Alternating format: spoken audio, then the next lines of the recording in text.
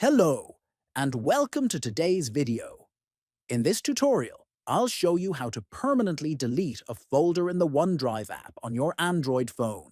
This includes removing the folder from your files and then clearing it from the recycle bin. Follow along step by step. First, open the OneDrive app on your Android phone. Once the app is open, next navigate to the My Files section and locate the folder you want to delete. Then, tap the three dots next to the folder's name. After that, select Delete from the menu.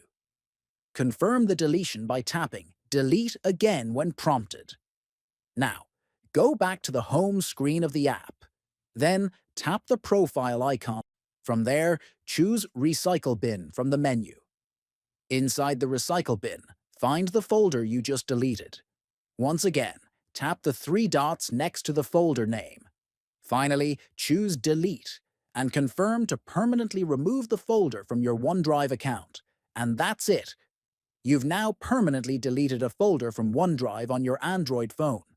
If you found this video helpful, feel free to like, subscribe, and stay tuned for more tech tips.